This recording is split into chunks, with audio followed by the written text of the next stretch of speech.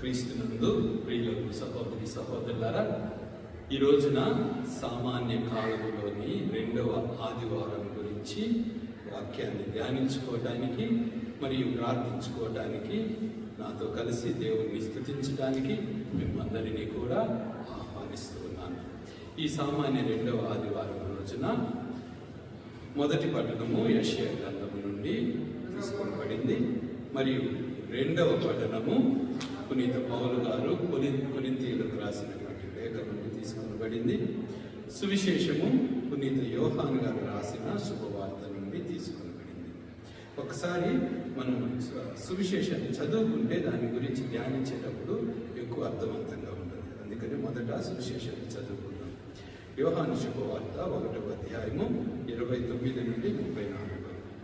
యేసు తన యొద్దకు వచ్చుటను చూచి, యోహాను, ఇదిగో లోక పాపములను పరిహరించు దేవుని గొర్రెపిల్ల, నా తరువాత ఒక మనుష్యుడు రానున్నాడు, ఆయన నాకంటే శ్రేష్ఠుడు, ఏలయన ఆయన నేను జన్మింపక పూర్వం నుండి ఉన్నవాడు అని నేను పలికినది ఈయనను గూర్చియే.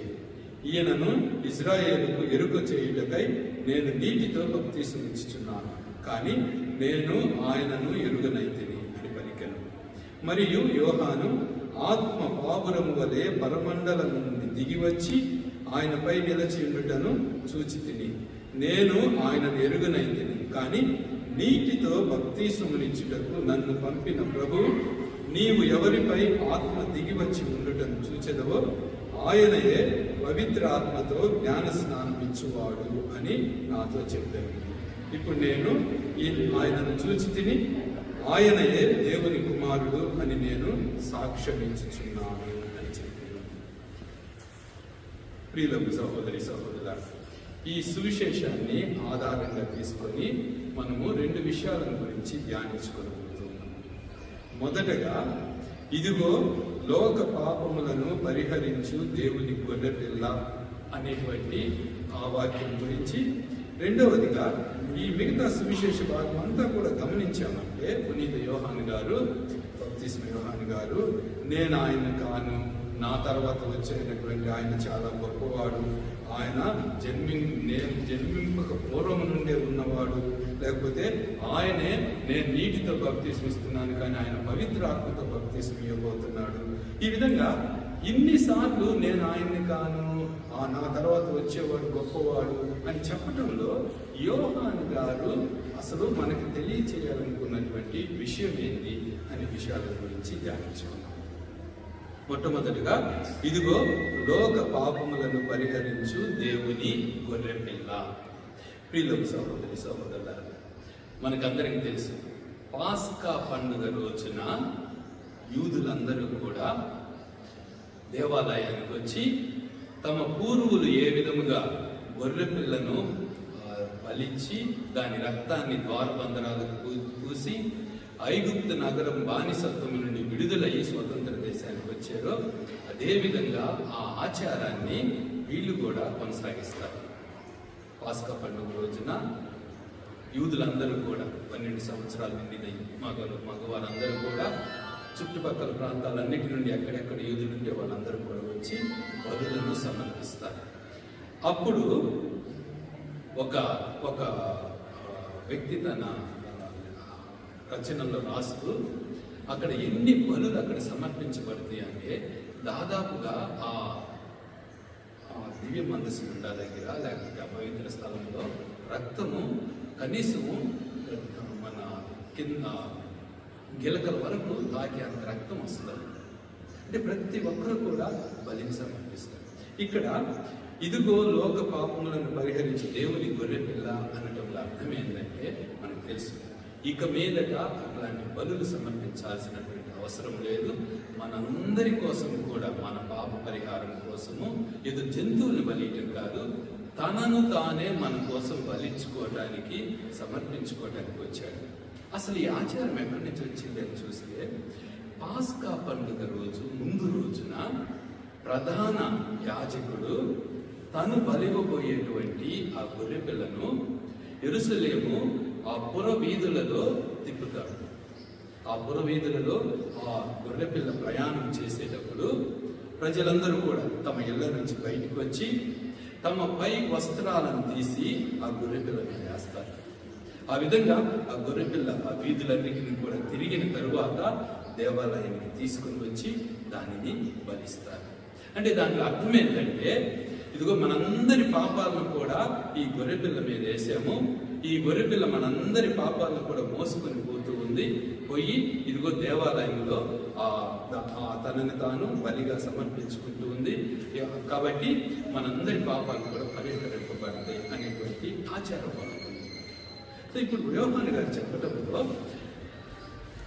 ఇదిగో లోక పాపములను పరిహరించి దేవుని గొర్రెపిల్ల అనడంలో అర్థం ఏంటంటే, ఇప్పటి వరకు ఒక గొర్రెపిల్లను మన పాపాల పరిహారం కోసం బలించారు. ఇక మీదట ఇదిగో మన పాపాలన్నింటినీ కూడా యేసు ప్రభువు తన భుజాల మీద వేసుకొని మనందరి కోసం కూడా కల్వరి కొండ మీద బలిగా తనను తాను సమర్పించుకొని పోతున్నాడు. కాబట్టి ఈయన నిజమైనటువంటి దేవుని గొర్రెపిల్ల మనందరి కోసం బలివ్వబోతున్నాడు. యెషయా ప్రవక్త గ్రంథంలో కూడా ఇదే విషయాన్ని తెలియజేశారు. యెషయా ప్రవక్త ఇచ్చినటువంటి ఆ సందేశంలో, ఇశ్రాయేలు వినండి, మీకోసము ఒక రక్షకుడు ఒకడు రాబోతూ ఉన్నాడు. ఆయన ఇదిగో అవమానింపబడి, హింసింపబడి, నిరాకరింపబడి ఆయన మరణిస్తాడు. అందరి పాపాలను తన భుజం మీద వేసుకొని మనందరి కోసం కూడా మరణిస్తాడు.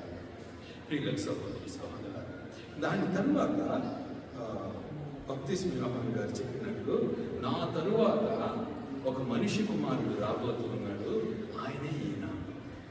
నేను ఆయన కంటే గొప్పవాడిని కాదు, నాకంటే ఆయన చాలా గొప్పవాడు. నేను ఇప్పుడు వచ్చి మీ దగ్గర చెప్తున్నాను, కానీ ఆయన సృష్టి ఆరంభం నుండి కూడా ఉన్నాడు. నేను పుట్టక ముందు నుంచే ఆయన ఉన్నాడు. ఆయన పాదరక్షల వారునైనా ఇవ్వడానికి నేను యోగ్యుడు కానని పదే పదే పదే చెప్తా ఉన్నాడు. ఎందుకు అసలు నేను ఎన్నిసార్లు చెప్పాల్సిన అవసరం ఏముందని చెప్పి మనం చరిత్రను మేము చూస్తే, మీకు సహోదరి సహోదరులారా, తొలి శ్రీసభ ఆరంభమైనప్పుడు క్రైస్తవులందరూ కూడా ఒక ఆరాధన క్రమాన్ని ఆరంభిస్తూ ఒక ఆరాధన క్రమాన్ని క్రైస్తవ ఆరాధన క్రమంగా యేసు ప్రభునే దేవుని కుమారుడు, తరువాత ఆయనే నిజమైనటువంటి గొర్రెపిల్ల మెస్సయ్య అని చెప్పి ఆయన ఆరాధించడం మొదలుపెట్టారు. అదే సమయంలో బప్తిస్మ యోహాను అనుచరులైనటువంటి కొంతమంది వారు కూడా ఒక ఆరాధన క్రమాన్ని మొదలుపెట్టారు. వాళ్ళు చెప్పింది ఏంటంటే, యేసు ప్రభుని శిష్యులతోటి వాళ్ళు చెప్పింది ఏంటంటే, యేసు ప్రభు కన్నా బప్తిస్మ యోహాను గొప్పవాడు. ఎందుకు అంటే, యేసు ప్రభువు జన్మించక ముందే బప్తిస్మ యోహాను జన్మించాడు, కాబట్టి ఆయన గొప్పవాడు. రెండవ కారణం ఏంటంటే, యేసు ప్రభువే బప్తిస్మ యోహాను దగ్గరకు వచ్చి బప్తిసం తీసుకున్నాడు, జ్ఞాన స్నానం తీసుకున్నాడు, కాబట్టి ఆయన యేసు ప్రభు కన్నా బప్తిస్మ యోహాను గొప్పవాడు అనేటువంటి ఆ ఆరాధన క్రమము లేకపోతే వాళ్ళు వాదించుకోవడము మొదలుపెట్టింది. అప్పుడు యేసు ప్రభు వీళ్ళకి సువిశేషాన్ని రాసినటువంటి యోహాను గారు వాళ్ళకి ఆ సందేశాన్ని, బప్తిస్మ యోహాను ఇచ్చినటువంటి సందేశాన్ని ఆ శిష్యులకే కాదు అందరికీ తెలియచేయాలి అనేటువంటి విషయాన్ని వారికి తెలియచేశారు.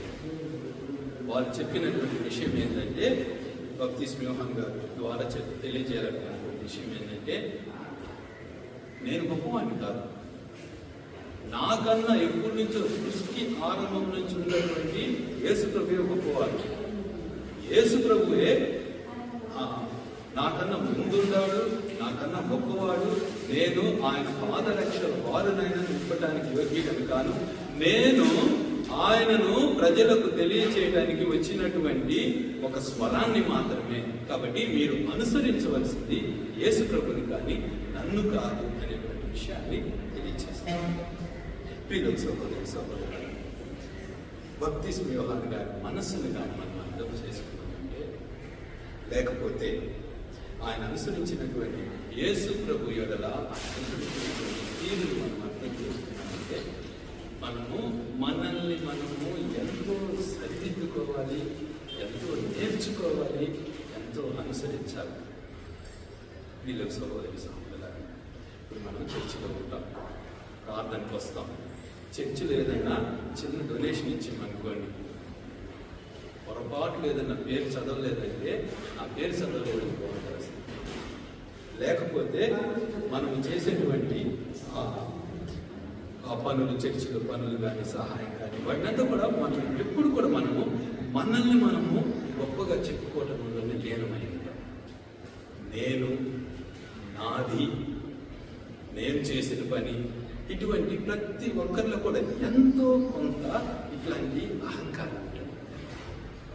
ఈరోజు మనము బప్తిస్మ యోహాను గురించి తెలుసుకోవాల్సింది. నేను కాదు, ప్రభువే. ఆలోచించి చూడండి, ఈ రోజున మనం ఈ స్థితిలో ఉన్నాము అంటే, ఈ స్థానంలో ఉన్నాము అంటే, 3 పూట్ల తినగలుగుతూ ఉన్నాము అంటే దేవుని ఆశీర్వాదం. దేవుడు లేకపోతే మనం ఎక్కడున్నాం? ప్రభు లేకపోతే మనం ఎక్కడున్నాం?